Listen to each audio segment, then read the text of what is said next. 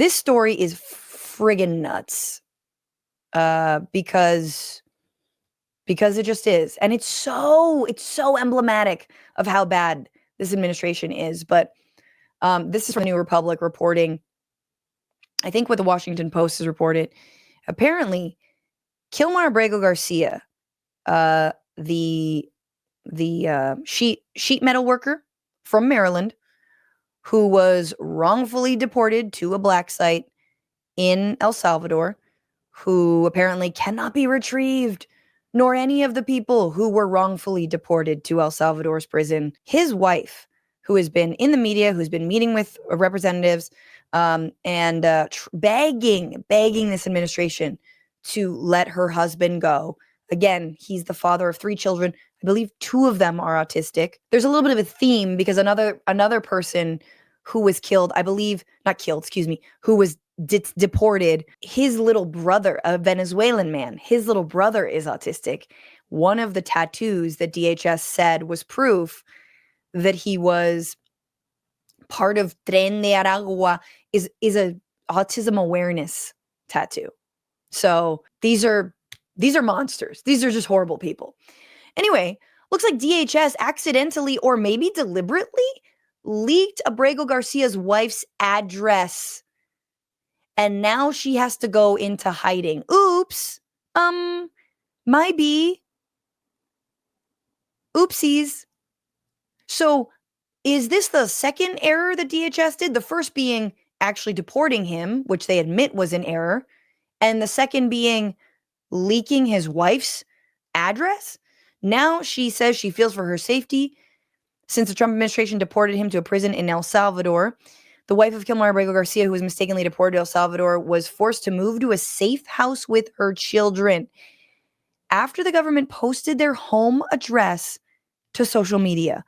White House officials have spent weeks trying to justify their deportation, even admitting in court that sending him to El Salvador was an administrative error, claiming with no evidence that it is a violent crime. He is a violent gang member. At one point, the Department of Homeland Security posted online an order of protection that Jennifer Vasquez Sura had sought, but later abandoned against her husband.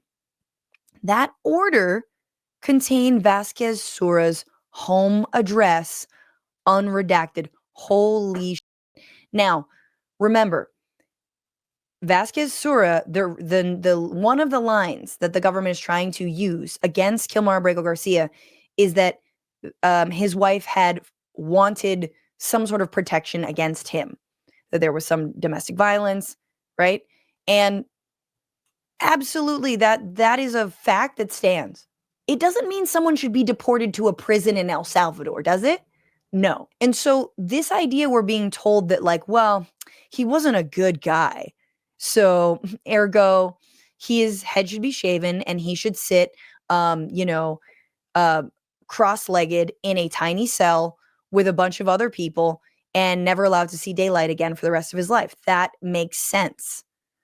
Meanwhile, domestic violence perpetrators and abusers in this country, I mean, if you're really lucky, you can be in this administration, but you can definitely own a gun. That's what we like to do. But you must be a citizen. See, look, if you're going to be an abuser, just at least have documentation. Then arms wide open, dog. So remember, they've been putting out all of this stuff to try to work against him. But that order contained Vasquez Sura's home address. She said, I don't feel safe when the government posts my address, the house where my family lives, for everyone to see, especially when this case has gone viral and people have all sorts of opinions, she told the Washington Post. So this is definitely a bit terrifying. I'm scared for my kids.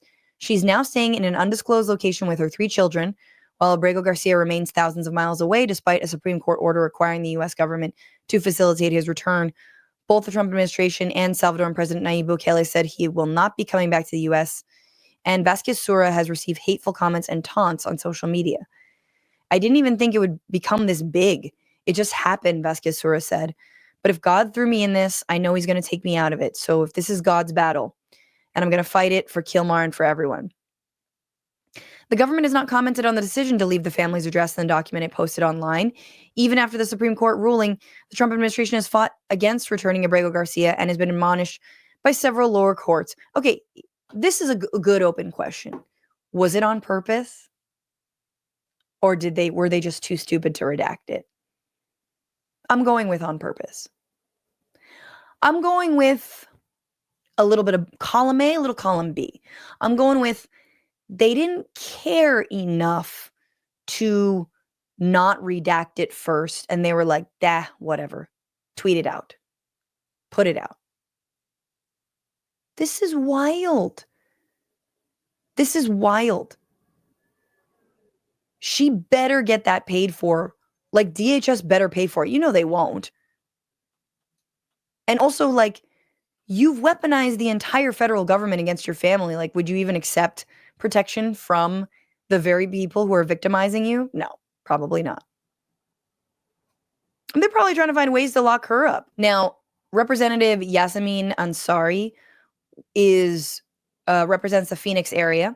She was one of the 4 more representatives to visit El Salvador the last 2 days. She is not a representative of Maryland, but she says that people were calling her office and they were demanding that she do something about this. So, like, for everyone who thinks that calling your reps does not do anything, it has. It absolutely has. Emails, calls, tweets. Download 5 calls. Make it fun. Make it with your morning coffee. Carve out 15 minutes.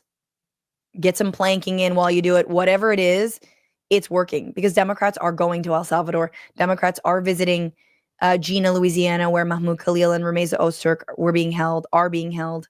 But speaking of the right's desperate plea and ploy to try to make this case go away, Yassamin Ansari was on the Ingraham angle with Laura Ingraham, and it's not the worst freak out I've seen from a Fox News host. That's going to come a little bit later, but it's pretty close on this case. She cannot believe that that this representative would go to El Salvador, and she's so desperate to change the subject. I'm not here to really advocate for one person. That needs to happen in court. No evidence has actually ever been presented. You went to El Salvador. Now you're saying it's not about him. Of course it's about him. Due process. You went to El Salvador for a political stunt, and now you're saying it's not about him. It is about this case. Laura, it is about the rule of law. This is a bipartisan issue. It transcends partisan politics. That's why a conservative-leaning Supreme Court has said that Donald Trump must facilitate the return of this individual. This is very dangerous. We are turning into an authoritarian country, and there are Americans from all across the political spectrum who are deeply concerned about this. Again, my office has not received more calls about any other issue since I have been a congresswoman than this one, tariffs being the second one, and the lack of real logical economic policy. But the issue of due process. I'm sure none of that's robocalls. Girl, you are so fragile. There's more of this fragility. And so what she is trying to say is it's not just about this one person, right? And I love how Laura thinks she's got her. Like, you did a stunt. Of course it's about this one guy, right? And the right would love nothing more than for this to only be about this one guy. The sad reality is that there's 238 other people who were wrongfully deported to El Salvador, right? I mean, here's what you could have done. Here's what you could do. I'm not advocating for it because the 9-0 Supreme Court said his ass better be back home with his family. But this is not, okay, I'm going to, he's Salvadoran. This is not, I'm going to deport him to El Salvador. He's got family there. He's going to El Salvador. No, he's being deported to CECOT. You're talking about a political stunt? This is the biggest political stunt we have seen. Bigger than Doge, bigger than anything. This is the most performative political stunt, has been disappearing this man into a CECOT along with 238 other people, most of whom have done absolutely nothing wrong. So it'd be one thing to deport him just to El Salvador. It'd be one thing as Nicolas Maduro, who I'm no fan of, but God damn it, a sovereign nation is a sovereign nation. He is asking at the United Nations for the Venezuelans who were deported also to CECOT to come home, to come to Venezuela. Home is relative. considering their home was in the United States. But he's saying, look, you're basically kidnapping, citizens of my country, and they're not given any due process. You have been, judge, jury, and executioner all in one. So she's trying to say, it's not just about them. It's about something more than that. And so let's take. No, these are when we had a town hall the other night. This is the issue. Yeah. All right, and the economy is a mess as well, unfortunately, under this administration. Yeah. So. All right. Take a breath. Oh, what a little see you next Tuesday. Oh God. Okay. Take a breath. Like, you're losing when you look, as someone who obviously have not been invited back on Piers Morgan since I absolutely destroyed their whole pro RFK Jr. panel. That was so fun. It's so fun to know that was my last appearance because it was a very fun one. They have not come asking me back because, and their commenters are so happy. They're like, it's been 47 days since Francesca. The point is, I go in there like, I'm gonna be catty. I'm gonna be, I'm going to be that way. But also, if it were my show, and when I have an interview guest on, I'm gonna push back, but I'm not gonna be that level of rude to be like, okay, take a breath. Bitch, it's your show. You get to talk 90% of this show. Now you're telling her to take a breath? She's an elected congresswoman. Who the hell are you? It's just, and when people resort to that they know they're flailing, right? They know they've got nothing. And so, they have to, take a breath. And it goes on because, and this was brilliant, because of course, like everyone in the Trump administration and on the right has to do is, if you say we should give people due process and this man had legal status and his case was being heard by an immigration judge, they're like, okay, but what about this other person who did a bad thing? You ever think about that? You ever think about the other bad people that you don't even talk about that? You're like, what? How is that relevant? So. Before we go, Congresswoman, also in Maryland, I know American citizens and crimes committed against them might not be a top priority. It is for this show. An illegal alien from Guatemala was just charged with his girlfriend's murder in Maryland, same state, of course, Mr. Abrego Garcia is from. She was missing for 2 weeks, mother of 2 young kids. Police found her buried in a forest. Do you know about this story? Do your constituents care about those victims? And do you intend on calling that family, since Maryland residents are obviously a concern in some way, shape, or form for you and all the people of your state? I'm appalled by any violence that takes place in this country. As a former city official, I have a very strong pro-public safety record, and that's why I believe in the rule of law, and that's why this case is so important. I think these questions are a distraction from the main issue, which is that Donald Trump is defying the Supreme Court of the United States, and every American should be concerned about this. Congresswoman, I know you can't mean that, and I'm not trying to play gotcha here. I know you don't every mean American, that American citizens are distractions. No, their victims aren't distractions. You are changing the subject. Today, we are here to talk about the lack of due process for an individual who is illegally deported from this country. That is the subject of this interview. Have not, any other act of violence. But Congresswoman, I've given you, just so everyone understands. Appalling. Yeah, well, the violence committed by illegal immigrants against innocent Americans and legal immigrants has been appalling. It is devastating. Absolutely appalling. Any violence, and I wish there was one moment where Democrats acted like they cared about that.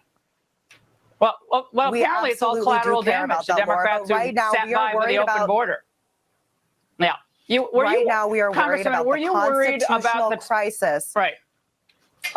So, God, I hate cable and the delay they have between their remote guests. This is her going like, yeah, okay, but what about this other guy who is undocumented who killed his girlfriend? I can't even believe you haven't said anything. Okay, has the Supreme Court ruled on that case? Has the man been caught? In fact, he has been. Is he going to be prosecuted for his crimes and perhaps deported? Yes. Oh, the answer is yes. This is the whole point. There are processes to hold criminals accountable, no matter whether they are documented or undocumented. Doesn't fucking matter, and it shouldn't matter. And so as all this played out, and that was just brilliantly done, I think, by the representative saying this is a distraction. Because let's be honest, today, news broke, half of Americans think Kilmar Abrego Garcia should return. U.S. poll. 50% of Americans think he should be brought back to the United States. That's pretty damn big. So you trying to use Fox News to lie to people, to tell them, well, like, okay, but maybe not Kilmar, but this other guy should be deported. Yeah, maybe. I don't know. Does he have a case here? It all depends. Is he going to go to jail for the crime of murder? Probably. Again, we're constantly being told to be distracted by this. And in fact, this administration rolled out their own lady. This woman, her name I think is Patty Morin, who has been making the rounds. She was in the Oval Office because her daughter was killed while on a run. Terrifying. And that person turned out to be undocumented. That person also was convicted of the crime of murder. So that person, criminal. This person, not criminal. That person, if you want to make it really clear, the person doing the murdering, in this case of this woman, her name was Rachel Morin, got more due process than the men sent to CECOT. Like, that's what we're giving murderers more due process than we are the people who have no criminal record whatsoever that you just picked up at a fucking Home Depot. Now, what's really interesting about this woman, and I don't want to like dwell on her, but the story it happened last year, and her children actually, the victim's children are claiming that the grandmother, in other words, this woman, Patty, are keeping all the fundraising proceeds from them, and they have a lawsuit against her. The children of murdered Maryland mother Rachel Morin are suing their own family members, claiming they have not received any money from the crowdfunding efforts. Morin was found murdered in 2023 in August. A GoFundMe page was set up to pay for her funeral, and support her children raised tens of thousands of dollars. However, in a lawsuit filed in Harford County Circuit Court, the children say they had yet to see any of that money. According to the banner, lawsuit says Morin's children between the ages of 8 and 19 have also not received any proceeds from 4 restaurant fundraisers held on her behalf. The lawsuit alleges Morin's mother, Patty, and her sister, Rebecca, have kept the money for themselves. The lawsuit also names one of Morin's daughters, who is an illegal adult, as her next of kin and executor of Morin's estate. I mean, yeah. Victor Martinez Hernandez from El Salvador was arrested in Oklahoma after a 10-month manhunt, and he's facing first-degree murder charges. They got him. He's facing charges. He gets due process. Was he on the plane? No. Now, would I be okay with him being on the plane? No, to be honest with you. But like, so anyway, these are the kinds of people that the White House is rolling out in this time. And Senator Van Hollen of Maryland, again, who sort of kicked off this latest round of Democrats, with cojones, had a beautiful response on Meet the Press to this woman. What is your response to Mrs. Morin? My heart goes out to the Morin family. They experienced an unspeakable tragedy in the murder of their daughter. And I said at the time that my heart goes out to the Morin family. And I'm very glad that the killer of Rachel has been convicted in a court of law. That is how we hold guilty people accountable. The courts of law are also where people get to have their due process, so we don't unfairly punish people who don't have criminal records. And so my view is you can crack down and hold guilty people accountable, and also respect the due process rights of everybody who is in court. And I'm not sure why Abrego Garcia's rights should be denied based on an awful murder that he had absolutely nothing to do with. Thank you. Thank you, reasonable man who can explain why apples are not oranges. And they are different things. And the problem is more broadly, and I say this as someone who ultimately wants to abolish borders. Yes, I said it. But remember, I'm going to say it again. I say it all the time. ICE, which was created in the wake of 9/11, in large part has a massive dragnet that is ineffective. It is blanket. It's not targeted. And it scares community members and people who otherwise might be able to report things like crimes of undocumented, in the undocumented community. Let's just talk about this most recent murder, right? Undocumented man kills his girlfriend, right? Well, usually when there's that kind of violence, there might be other instances of calling the cops because of violence, right? I mean, interestingly, the very thing that the right is trying to go after the wife of Kilmar Abrego Garcia, which was her calling the authorities on her husband for a violent incident, right? And I'm not saying that I'm not saying he would have killed her. That's not what I'm trying to say. But I'm saying that when you spark fear of deportation, of rounding up, do you think that it prevents people from actually going to authorities and actually saying, hey, I feel threatened, right? And it leads to things like actual death. And again, I'm not trying to say that Kilmar would have killed his wife. Of course not. Kilmar should be back. But like, don't you see that when you push people to the shadows, it only further increases the likelihood that children, women, vulnerable people who are always the victims of, I mean, it's called femicide for a reason. We don't call it that in this country because we're fucking misogynist, but it's femicide. The number one threat to women in this country are their interpersonal partners. The number one cause of death among women, what is it? I mean, someone can look this up, but interpersonal partners is maybe like 1 or 2. It's up there. So if you really cared about saving people's lives, but they don't, all they want is justification for mass sweeps. And so when ICE in 2017 said, we're not effective, we can't go after actual criminals, instead of listening to them, the Trump administration, and let's be honest, the Biden administration continued, only further expanded their powers, expanded the money, expanded. You got people in CBP, which is one of the largest federal agencies in this country, if not the largest. People in CBP just sitting in air-conditioned cars on the border doing all. These people are not actually going after criminals. These people are not actually tackling the real issues.